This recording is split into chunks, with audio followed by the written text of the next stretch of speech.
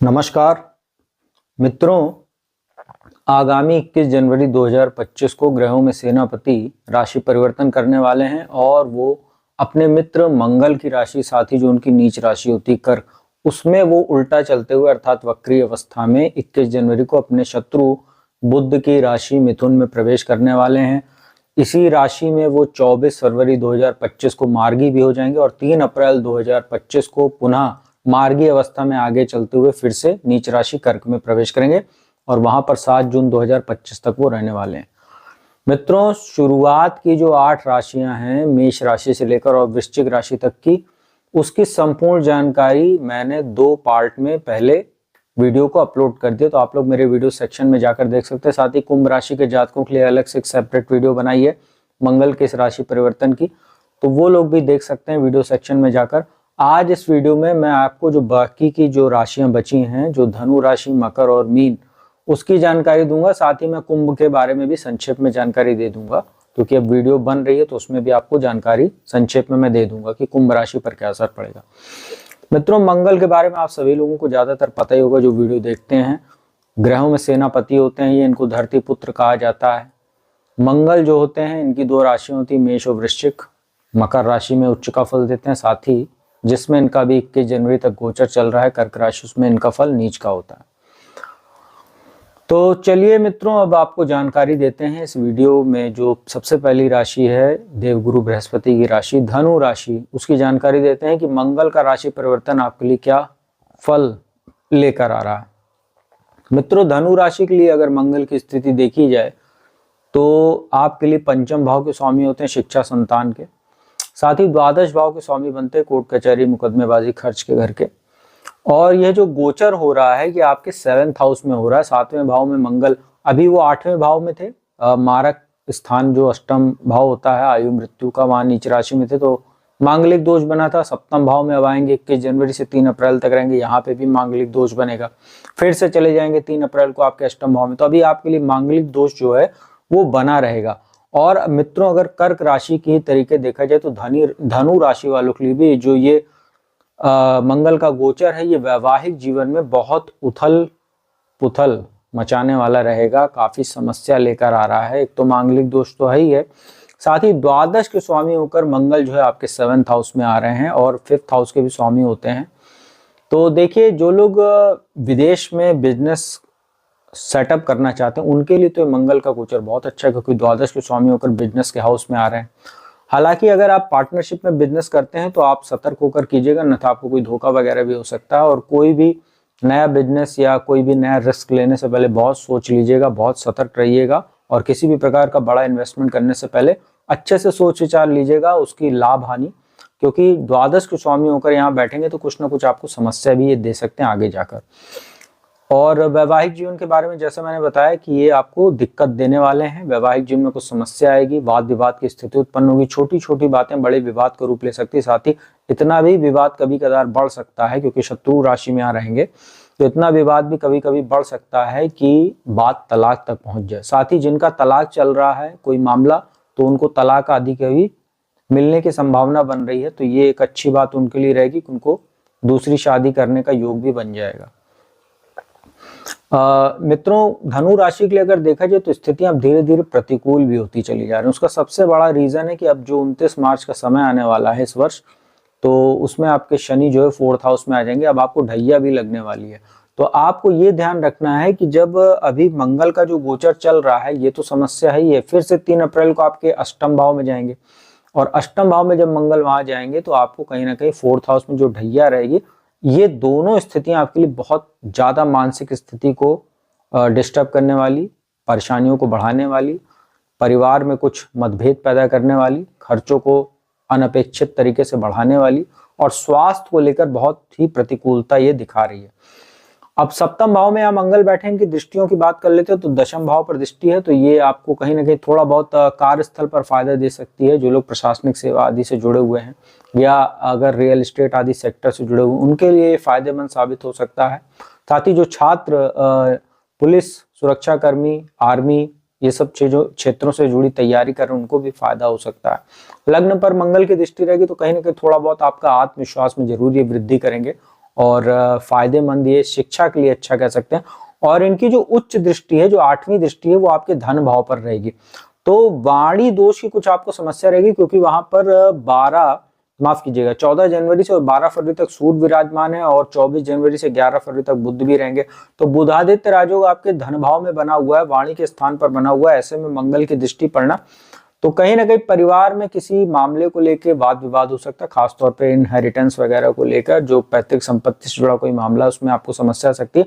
वाणी दोष की आपको जबरदस्त समस्या रहेगी, क्योंकि सूर्य बैठे हुए हैं, आंखों में भी कुछ आपको समस्या होगी, और सूर्य वहां बैठे हुए हैं, बुध भी बैठे हुए हैं, और मंगल की ऐसे में दृष्टि पड़ जाना वहां पर, ये आपके लिए समस्यादायी हो सकता है। और क्योंकि मंगल की दृष्टि जो है आपके दशम भाव पर पड़ रही है, जहां पर केतु भी बैठे हुए हैं, तो आपको ये ध्यान रखना है कि कार्यस्थल पर अपने बॉस या जो आपके कलीग्स हैं उनके साथ भी आपको संबंधों को बेहतर करके चलना होगा, अन्यथा कुछ स्थितियां आपके लिए कार्यस्थल पर भी प्रतिकूल बनेगी।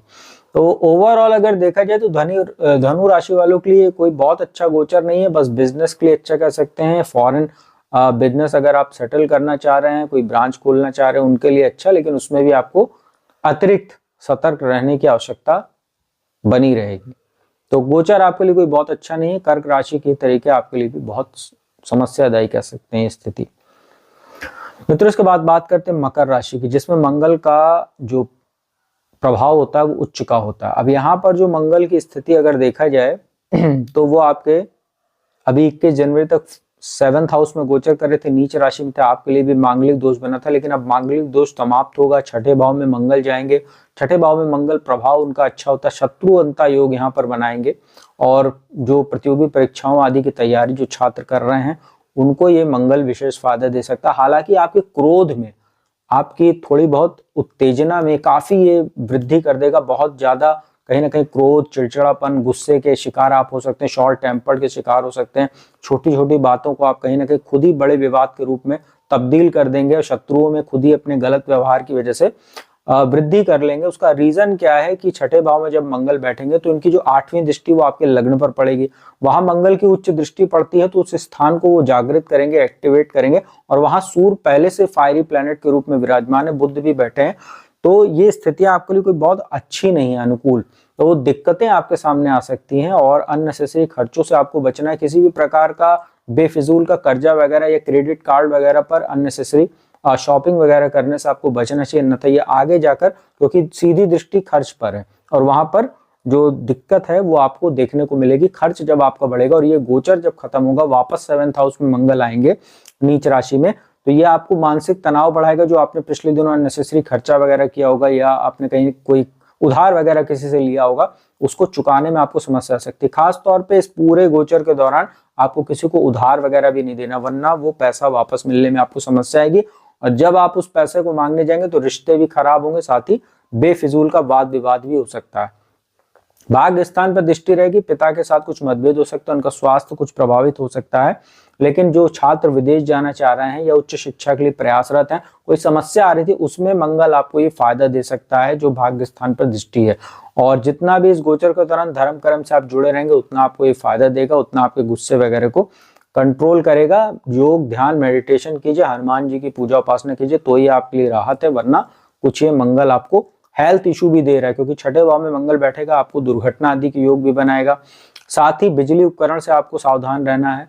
साथ ही यहाँ पर मंगल बैठेंगे तो आपका पाचन भी प्रभावित करेंगे, तो मिर्ची मसालेदार भोजन से इस पूरे गोचर के दौरान दूर रहिए, तो आपके लिए बेहतर रहेगा।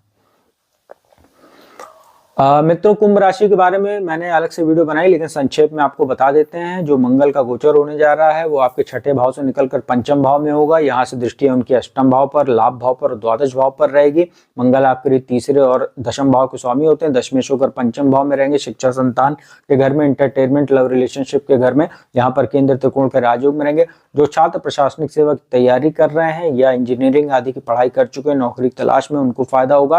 कुछ अचानक धन लाभ भी आपको हो सकता है। नाम यश में आपकी वृद्धि कराएगा लाभ भाव पर दृष्टि डालकर। इंपोर्ट एक्सपोर्ट का काम करने वाले लोगों के लिए अच्छा समय है। और साथ ही द्वादश भाव पर जो दृष्टि पड़ रही, तो किसी पुराना आपका कोर्ट कचहरी से जुड़ा हुआ मामला था, उसमें भी मंगल आपको फायदा दे सकता है। बाकी आपको बहुत ज्यादा विस्तार से जानना, तो मैंने अलग से सेपरेट वीडियो बनाई, तो आप उसको देख लीजिएगा मेरे वीडियो सेक्शन में। मित्रों, इस वीडियो की अंतिम राशि और राशियों के क्रम में जो अंतिम राशि होती है मीन राशि, उसकी बात करते हैं। आपके लिए मंगल अभी 5th हाउस में गोचर कर रहे हैं 21 जनवरी तक नीच राशि में। तो कहीं ना कहीं संतान को लेकर कुछ चिंता थी, संतान के साथ कुछ मतभेद था, संतान आपकी बात को नहीं मान रही थी, या संतान उत्पत्ति से संबंधित कुछ समस्याएं आ रही थी, मेडिकल कुछ कॉम्प्लिकेशन वगैरह थे। अब मंगल 4th हाउस में आ रहे हैं। यहाँ पर मंगल जो है वैसे तो कमजोर होते हैं, क्योंकि काल पुरुष की कुंडली में यहाँ कर्क राशि ही बनती है 4th हाउस में, और यहाँ पर वो मांगलिक दोष भी बना रहे हैं। उनकी जो दृष्टि रहेगी, चौथी दृष्टि आपके सप्तम भाव पर रहेगी, जो 7वीं दृष्टि वो दशम भाव पर रहेगी, और जो उच्च दृष्टि उनकी बनती है 8वीं दृष्टि मकर राशि पर, वो लाभ भाव पर रहेगी। देखिए 4th हाउस में मंगल बैठेंगे तो थोड़ा सा मानसिक तनाव आपका बढ़ सकता है, माता के स्वास्थ्य को लेकर आपको चिंता हो सकती है। लेकिन यहाँ पर अच्छी बात क्या है कि जो दशम भाव पर दृष्टि पड़ रही है, आप अच्छा कह सकते हैं, आपके लिए रियल एस्टेट या जमीन से जुड़ा कोई काम करते हैं उनके लिए अच्छा है। साथ ही जो लोग प्रशासनिक सेवा से जुड़े हुए उनके लिए थोड़ा बहुत फायदेमंद भी कह सकते हैं, पद प्रतिष्ठा में वृद्धि हो सकती है, प्रोन्नति के अवसर आपको देखने को मिलेंगे। शिक्षा के लिए ओवरऑल अच्छा है, बिजनेस में भी आपको कहीं ना कहीं फायदे दे सकता है जो सप्तम भाव पर दृष्टि रहेगी। हालांकि 4th हाउस में बैठे हैं सप्तम भाव पर दृष्टि, तो वैवाहिक जीवन में कुछ समस्या आपको इसलिए भी आने वाली क्योंकि लग्न में राहु है, उनकी सीधी दृष्टि सप्तम भाव पर है, और इसके बाद जो है आपका केतु भी 7th हाउस में बैठा है। ऐसे में मंगल की केतु पर जब दृष्टि पड़ेगी तो केतु के प्रभाव में और भी ज्यादा वृद्धि हो जाएगी, जिससे कहीं ना कहीं वैवाहिक जीवन में समस्या, आपसी मतभेद ज्यादा बढ़ेगा। कोई आपका एक्स्ट्रा मैरिटल अफेयर वगैरह पहले से था तो वो इस गोचर के दौरान जागृत हो सकता है, तो उससे भी कहीं ना कहीं आपस में मतभेद पैदा होंगे।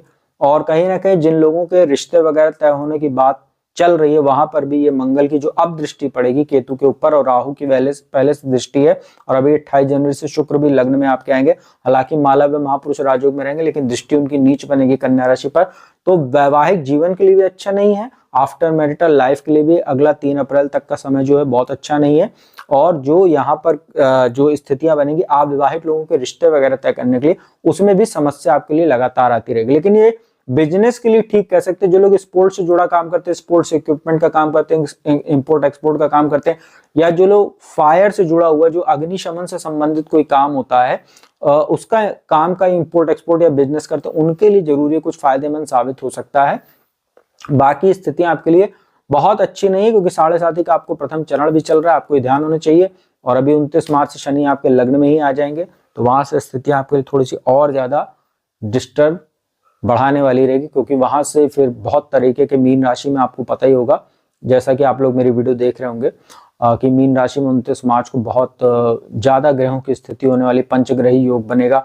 उसी दिन मीन राशि में ही जो है 29 मार्च को जो है जब शनि प्रवेश करेंगे रात्रि में 11 बजे के आसपास, तो उसी दिन या मीन राशि में ही सूर्य ग्रहण भी लगने वाला है इस वर्ष का। तो उस दिन सूर्य, राहु, शनि, मंगल, माफ कीजिएगा, शनि, केतु, शुक्र, शनि, शुक्र, सूर्य, बुध और राहु पंचग्रह योग, मैं माफी चाहता हूँ थोड़ी सी गलती हो गई बताने में, इन 5 ग्रहों की युति वहां पर रहेगी और केतु की दृष्टि रहेगी, तो बहुत ज्यादा वहां उस दिन ट्रैफिक देखने को मिलेगा मीन राशि में, जिससे तमाम तरह की प्राकृतिक आपदाएं, कई अड़ोस पड़ोस जो देश होते हैं, पड़ोसी देशों में कहीं ना कहीं विवाद और इस तरीके के जो है बॉर्डर पर कुछ ना कुछ ये दिक्कत देने का काम करेगा, और कहीं ना कहीं कई देशों में ये अव्यवस्था भी फैला सकता है, जैसे राजनीतिक बदलाव भी आपको देखने को मिलेगा। कई देशों में सत्ता हस्तांतरण भी होगा, कई जगह पे आर्मी जो है टेक ओवर कर लेगी तानाशाही वगैरह को हटाकर। तो ये सब स्थितियां आपको वर्ल्ड में देखने को मिलेगी, और स्थितियां जो है अभी अनुकूल कोई बहुत ज्यादा नहीं है आने वाले समय में इस वर्ष। तो मित्रों, उम्मीद करता हूँ वीडियो आपको अच्छी लगी होगी, और उपाय मैं बता देता हूँ। उपाय आपको पता हो, जैसे मैंने दोनों वीडियो में बताया अपने पार्ट में, हनुमान जी की पूजा उपासना कीजिए, हनुमान चालीसा, बजरंग बाण, हनुमान चालीसा का पाठ कीजिए, हर मंगलवार शनिवार को पूजन दर्शन कीजिए हनुमान जी के मंदिर जाकर, और उनको बेसन का लड्डू प्रसाद के रूप में अर्पित कीजिए। तो अब मैं अपने वाणी को विराम देता हूँ। वीडियो आपको अच्छी लगी तो इसको लाइक कीजिए, कमेंट कीजिए, शेयर कीजिएगा, और जिसको कुंडली विश्लेषण कराना है तो नंबर डिस्क्रिप्शन पर उपलब्ध है, उस पर संपर्क कीजिए, अपॉइंटमेंट लीजिए, कुंडली विश्लेषण का लाभ लीजिए। तो अब मैं अपने वाणी को विराम देकर अगली वीडियो में आपको बुध का राशि परिवर्तन होने वाला है 24 जनवरी को, और वो भी मकर राशि में प्रवेश करेंगे, उसका क्या प्रभाव पड़ेगा सभी 12 राशियों पर, उसकी जानकारी लेकर हाजिर होंगे। तब तक के लिए ओम नमः शिवाय।